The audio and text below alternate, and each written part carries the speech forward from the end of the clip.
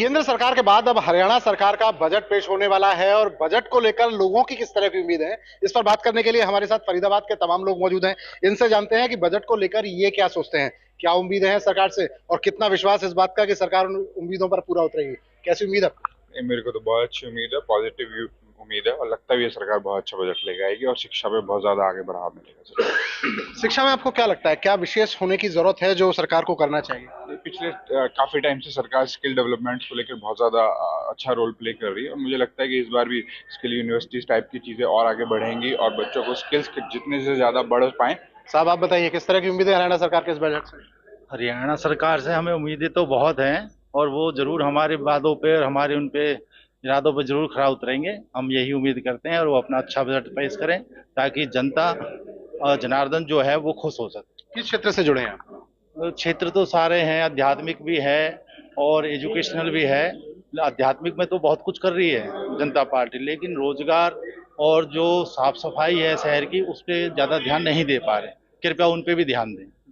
मनमोहन जी आप बताइए, किस तरह से देखते हैं हरियाणा सरकार का बजट आएगा, कितनी उम्मीदें हैं इस बजट से? मुझे ऐसा लगता है कि हरियाणा का 20 साल बाद क्या स्टेटस होना चाहिए, उस दृष्टि से विकास की, औद्योगिक विकास हो, व्यापारिक विकास हो या किसानों के लिए काम हो, उस सब का समावेशी बजट ये आएगा। मुझे ऐसी पूरी उम्मीद।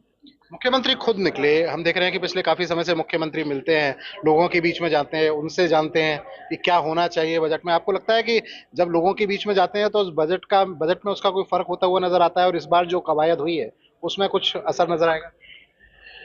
बजट की जो प्रक्रिया है, अगर सच्चाई वाली बात करें तो एक लंबी प्रक्रिया है। हर व्यक्ति ये चाहता है उसको कुछ मिलना चाहिए, लेकिन जब विकास की बात हम करेंगे तो सरकार को इस बात पर ध्यान देना चाहिए कि क्या करने से सबको रोजगार मिले, क्या करने से उद्योग धंधे नए आए, नया विदेशी निवेश आए, निवेश की तरफ लोग जाएं। तो और जैसे किसान है, अब उसको एमएसपी चाहिए, तो एमएसपी के लिए पैसा भी चाहिए, तो सरकार तो कर की बात करेगी कि टैक्स कहाँ से आएगा।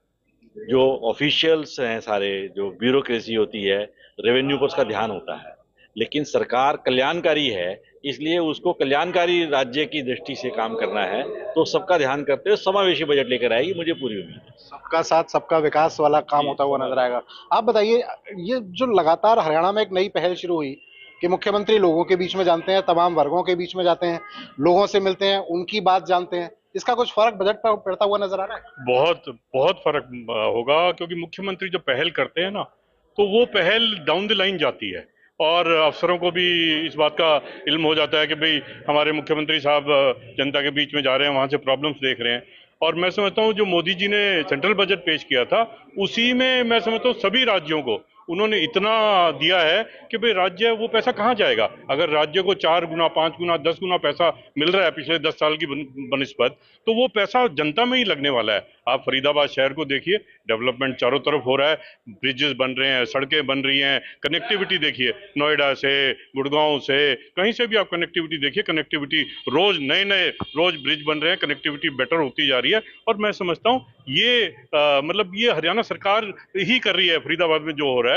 और फरीदाबाद एक औद्योगिक शहर है, तो इसमें तो एमएसएमई 90% इंडस्ट्री एमएसएमई में है। और अभी सेंट्रल बजट में जो 10,000 करोड़ का एडिशनल प्रावधान दिया गया है एमएसएमई के लिए, बहुत बड़ा एक इंडस्ट्री के लिए बहुत बड़ा बूस्ट है। तो ये फरीदाबाद के तमाम लोग हैं जो कह रहे हैं बजट को लेकर उन्हें तरह तरह की उम्मीदें हैं, तरह तरह की वो चाहते हैं कि सरकार इस बजट में किस किस तरीके का प्रावधान करे।